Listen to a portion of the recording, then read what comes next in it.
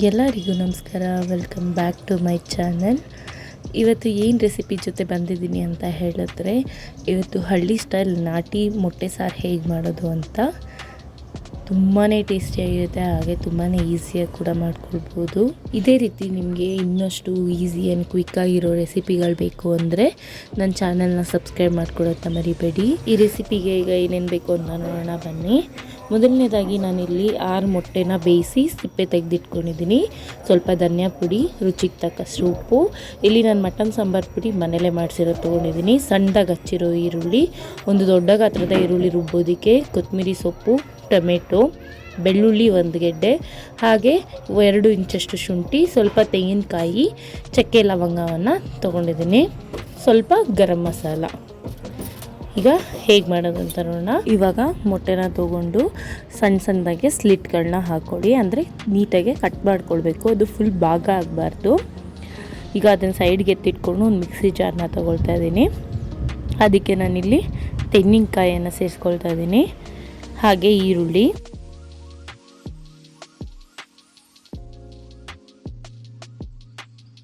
ಈಗ ಇದಕ್ಕೆ ನಾನು ಶುಂಠಿ, ಬೆಳ್ಳುಳ್ಳಿ ಹಾಗೆ ಚಕ್ಕೆ ಲವಂಗನ ಸೇರಿಸ್ಕೊಳ್ತಾ ಇದ್ದೀನಿ. ಸೇರಿಸ್ಕೊಂಡಾದ್ಮೇಲೆ ಸ್ವಲ್ಪ ಕೊತ್ತಂಬರಿ ಸೊಪ್ಪನ್ನು ಕೂಡ ಸೇರಿಸ್ಕೊಂಡು ಟೊಮೆಟೊನ ಕೂಡ ಇಲ್ಲಿ ಸೇರಿಸ್ಕೊಳ್ತಾ ಇದ್ದೀನಿ. ಟೊಮೆಟೊನ ಸೇರಿಸ್ಕೊಂಡಾಗಿದ್ದ ನಂತರದಲ್ಲಿ ಸ್ವಲ್ಪ ನೀರನ್ನ ಕೂಡ ಸೇರಿಸ್ಕೊಂಡು ನುಣ್ಣಗೆ ಗ್ರೈಂಡ್ ಮಾಡಿ ತಗೊಳ್ಳೋಣ. ಈಗ ಗ್ರೈಂಡ್ ಮಾಡಿದ್ದಾಗಿದೆ. ಇದಕ್ಕೆ 2 ಚಮಚ ಆಗೋಷ್ಟು ಮಟನ್ ಸಾಂಬಾರು ಪುಡಿನ ಕೂಡ ಸೇರಿಸ್ಕೊಳ್ತಾ ಇದ್ದೀನಿ, ಹಾಗೆ ಸ್ವಲ್ಪ ಧನಿಯಾ ಪುಡಿನೂ ಕೂಡ ಸೇರಿಸ್ಕೊಳ್ತಾ ಇದ್ದೀನಿ. ಧನಿಯಾ ಪುಡಿನ ಸೇರಿಸ್ಕೊಂಡಾದ ನಂತರದಲ್ಲಿ ಇದಕ್ಕೆ ನಾನು ಮತ್ತೆ ನೀರನ್ನ ಆ್ಯಡ್ ಮಾಡಲ್ಲ, ಹಾಗೆ ಮತ್ತಿನ್ನೂ ಸರಿ ಗ್ರೈಂಡ್ ಮಾಡಿ ತಗೊಳ್ತೀನಿ. ಈಗ ಗ್ರೈಂಡ್ ಮಾಡಿದಾಗಿದೆ, ಅದನ್ನು ಸೈಡ್ಗೆ ಎತ್ತಿಟ್ಕೊಳ್ಳೋಣ. ಈಗ ಹೇಗೆ ಮಾಡೋದು ಅಂತ ನೋಡೋಣ ಬನ್ನಿ. ಗ್ಯಾಸ್ನ ಹಚ್ಕೊಂಡು ಗ್ಯಾಸ್ ಮೇಲೆ ಒಂದು ಬಾಣಲಿನ ಇಟ್ಕೊಳ್ಳಿ. ಬಾಣಲಿ ಚೆನ್ನಾಗಿ ಬಿಸಿ ಆದ ನಂತರದಲ್ಲಿ ಅದಕ್ಕೆ ಒಂದು 2 ಚಮಚ ಆಗೋಷ್ಟು ಎಣ್ಣೆನ ಕೂಡ ಸೇರಿಸ್ಕೊಳ್ತಾ ಇದ್ದೀನಿ. ಎಣ್ಣೆನೂ ಚೆನ್ನಾಗಿ ಬಿಸಿ ಆಗ್ತಿದ್ದಂಗೆನೇ ಇಲ್ಲಿ ನಾನು ಸ್ವಲ್ಪ ಉಪ್ಪನ್ನು ಕೂಡ ಸೇರಿಸ್ಕೊಳ್ತಾ ಇದ್ದೀನಿ, ಹಾಗೆ 1 ಚಿಟಿಕೆ ಆಗೋಷ್ಟು ಅರಿಶಿನನ್ನು ಕೂಡ ಸೇರಿಸ್ಕೊಳ್ತಾ ಇದ್ದೀನಿ.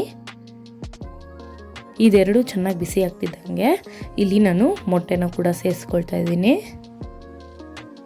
ಈ ಮೊಟ್ಟೆನ ಫ್ರೈ ಮಾಡಬೇಕಾದ್ರೆ ಸ್ವಲ್ಪ ಹುಷಾರಾಗಿರಿ, ಏಕೆಂದರೆ ಈ ಮೊಟ್ಟೆ ಮುಖಕ್ಕೆ ಸಿಡಿಯುವಂಥ ಚಾನ್ಸಸ್ ಇರುತ್ತೆ.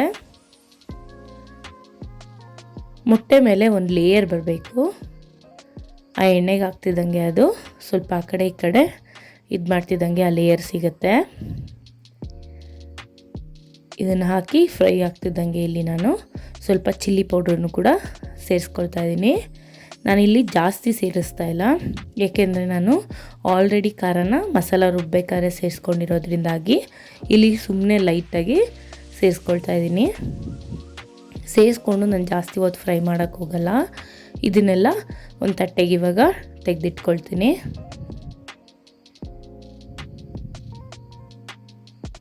ಮೊಟ್ಟೆನೆಲ್ಲ ತೆಗೆದಿಟ್ಕೊಂಡಿದ್ದಾಗಿದ್ದ ನಂತರದಲ್ಲಿ ಸಣ್ಣಗೆ ಹಚ್ಚಿದ ಈರುಳ್ಳಿನ ಅದೇ ಎಣ್ಣೆಗೆ ಹಾಕಿ ಫ್ರೈ ಮಾಡ್ಕೊಳ್ಳೋಣ.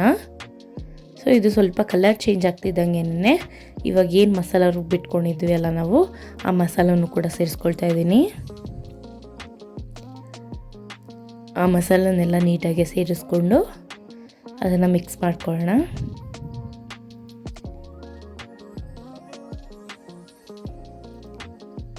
ಈಗ ಅದಕ್ಕೆ ಸ್ವಲ್ಪ ನೀರನ್ನು ಕೂಡ ಆ್ಯಡ್ ಮಾಡ್ಕೊಳ್ಳೋಣ.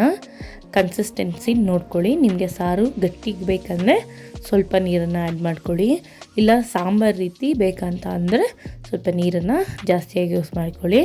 ನನಗೆ ಇಲ್ಲಿ 2 ಬಟ್ಲು ಖಾರ ಆಗಿತ್ತು, ಸಮಪಾಲಾಗಿ 2 ಬಟ್ಲು ನೀರನ್ನು ತೊಗೊಂಡಿದ್ದೀನಿ. ಮೆಷರ್ಮೆಂಟ್ 2 ಒಂದೇ ಕಪ್ಪಲ್ಲಿ ತೊಗೊಂಡಿದ್ದೀನಿ. ಈಗ ರುಚಿಗೆ ತಕ್ಕಷ್ಟು ಉಪ್ಪನ್ನು ಹಾಕಿ ಕುದಿಲಿಕ್ಕೆ ಬಿಡೋಣ. ಈಗ ಸಾಂಬಾರು ಚೆನ್ನಾಗಿ ಕುದೀತಿದೆ. ಈಗ ಒಂದೊಂದಾಗೆ ಮೊಟ್ಟೆಗಳನ್ನ ಸೇರಿಸ್ಕೊಳ್ಳೋಣ. ಈ ಪಾಯಿಂಟಲ್ಲಿ ನೀವು ರುಚಿನೂ ಕೂಡ ನೋಡ್ಕೊಳ್ಳಿ.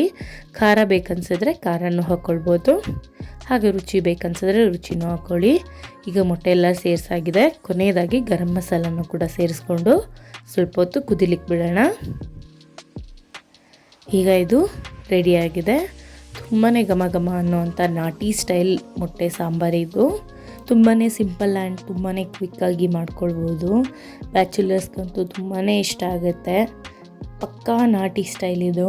ಇದನ್ನು ಮಾಡಿಕೊಂಡು ನೀವು ಟೇಸ್ಟ್ ಹೇಗಿದೆ ಅಂತ ಹೇಳಿ ನನಗೆ ಕಮೆಂಟಲ್ಲಿ ಹೇಳೋದನ್ನಂತೂ ಮರಿಬೇಡಿ ಅಂತ ಹೇಳ್ತಾ ಇವಾಗ ಇದನ್ನು ನಾನು ಸರ್ವ್ ಮಾಡ್ಕೊಳ್ತಾ ಇದ್ದೀನಿ.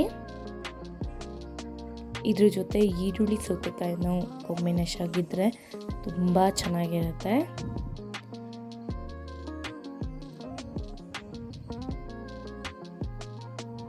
ನಾನಿಲ್ಲಿ ಸೌತೆಕಾಯಿನ ಸೇರಿಸ್ಕೊಳ್ತಾ ಇದ್ದೀನಿ. ಇವಾಗ ಟೇಸ್ಟ್ ಮಾಡೋಣ. ಟೇಸ್ಟ್ ಮಾಡಿ ಹೇಗಿದೆ ಅಂತ ನೋಡೋಣ ಬನ್ನಿ. ತುಂಬಾ ಅದ್ಭುತವಾಗಿದೆ ರುಚಿ ಅಂತೂ. ಮನೆ ಅಂತೂ ಘಮ ಘಮ ಅಂತಿದೆ ಸಾಂಬಾರಿನ ಗಂಬಿಗೆ. ಸೊ ಇದೇ ರೀತಿ ನಿಮಗೆ ಈಸಿ ಆ್ಯಂಡ್ ಕ್ವಿಕ್ಕಾಗಿರೋ ರೆಸಿಪಿಗಳು ಬೇಕಂದರೆ ಮತ್ತೆ ಮುಂದಿನ ವಿಡಿಯೋ ಜೊತೆ ಸಿಗ್ತೀನಿ ಅಂತ ಹೇಳ್ತಾ ಥ್ಯಾಂಕ್ ಯು ಫಾರ್ ವಾಚಿಂಗ್.